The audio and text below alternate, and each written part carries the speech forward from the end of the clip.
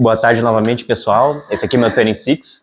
Eu vou fazer, então, uma apresentação sobre um artigo que eu li, que falava sobre 5 procedimentos que salvam vidas na sala de emergência, fazendo uma comparação com o Big Five, que são aí os 5 animais mais perigosos da savana africana. Leão, elefante, leopardo, rinoceronte e o búfalo. Vamos lá, então, falar sobre 5 procedimentos, tudo que tem para saber. Mas antes, espera um pouquinho, né? Obviamente que eu não tenho pretensão alguma de ensinar sobre esses procedimentos, assim, para vocês, até porque, sendo bem sincero, eu nunca nem vi nenhum dos procedimentos. Então, a gente vai só comentar e, no final da apresentação, eu vou provocar uma reflexão. Se der tempo, né? Vamos ver. Aqui, ó. Quais que são, então, os nossos procedimentos? Crico, a tóraco, a craniotomia, a histerotomia e a cantotomia lateral. Vamos lá.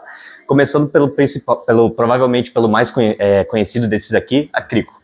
Qual que é o princípio básico? Paciente que não oxigena e não ventila. Eu achei que eu ia ver a minha primeira ontem na sala de emergência.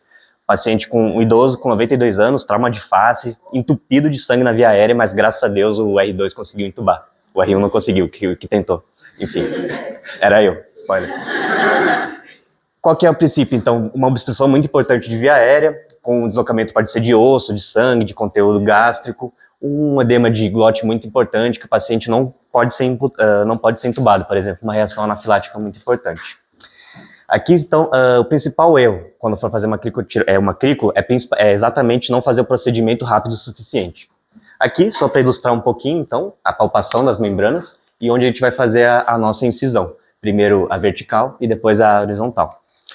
Próximo procedimento, então, que me inspirou para fazer essa aula, as discussões de toracotomia, mais para o início do ano. É muito importante a gente fazer 3 perguntas antes de fazer esse procedimento. Tem algum sinal de vida? Poxa, uma pupila que responde, uma atividade elétrica cardíaca no monitor, uma atividade sonográfica, quem sabe? Quando que foi a PCR? O paciente já está com rigor morte, já está com estigma de que faleceu há muito tempo? Não vamos tentar. Quais são os meus objetivos? Poxa, eu quero acessar a cavidade torácica, eu quero campear uma aorta, eu quero estancar um sangramento, eu quero fazer uma massagem cardíaca direta. Não é muito a minha intenção entrar em técnica nem em incisões, mas também para completar os 20 slides, eu coloquei aqui uma imagem. Essa aqui é a incisão chamada de Clenchell, que permite uma visualização muito importante aqui da cavidade torácica, dá para ver muito bem. Lembrar também, pessoal, de um conceito muito importante, assim, né? A PCR no trauma é bastante diferente da PCR clínica, digamos assim. PCR clínica geralmente é uma coisa que a gente consegue resolver em muito pouco tempo. Eu não conheço evidência sobre, mas acredito eu que a compressão cardíaca extrínseca até piora o prognóstico do paciente, assim, né? Num contexto de PCR por trauma. Bora, próximo procedimento. Craniotomia Burrow. Esse aqui é o mais bizarro, não sei se tem assim, não consegui nem achar nenhuma referência em português sobre ele. Qual que é o conceito dele aqui? Basicamente é um paciente que tem um trauma crânioencefálico muito importante, com claros sinais de hipertensão intracraniana, se apresenta com anisocoria, o Glasgow muito baixo, e que a gente não tem acesso a um neurocirurgião rapidamente, mas teoricamente a gente tem acesso aí a uma tomografia. Não sei se isso é muito fidedigno, se é muito representativo da realidade. A gente já vê aqui que são uns materiais um pouquinho menos convencionais, assim, né?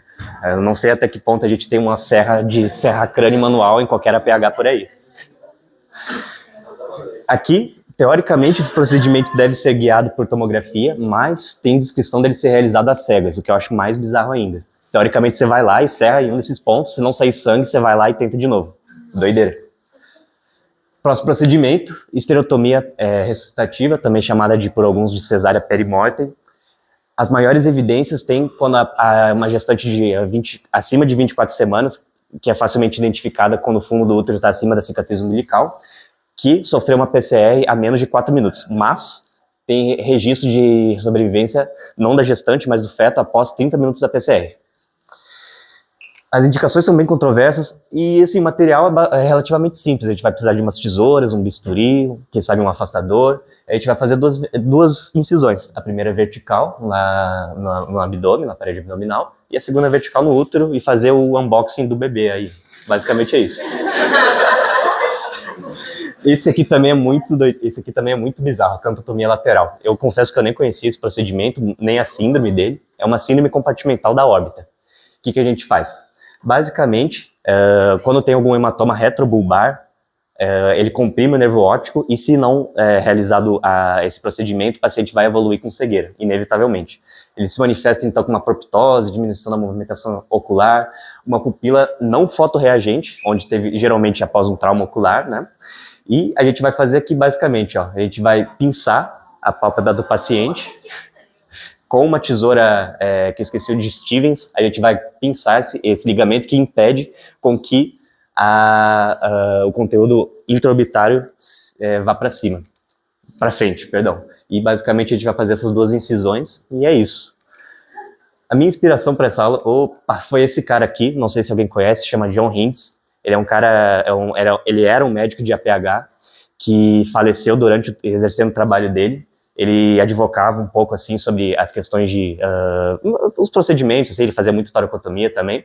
E aqui, ó, ele falava basicamente para a gente fazer isso, a gente se questionar antes de fazer um procedimento. Quais são as minhas intenções? Eu tô fazendo isso porque eu quero ser um cara muito foda, porque é um procedimento legal, ou eu tô realmente tentando, assim, fazer e salvar uma vida, digamos assim. Basicamente, essa foi a referência que eu usei e é isso que eu tinha para falar sobre hoje.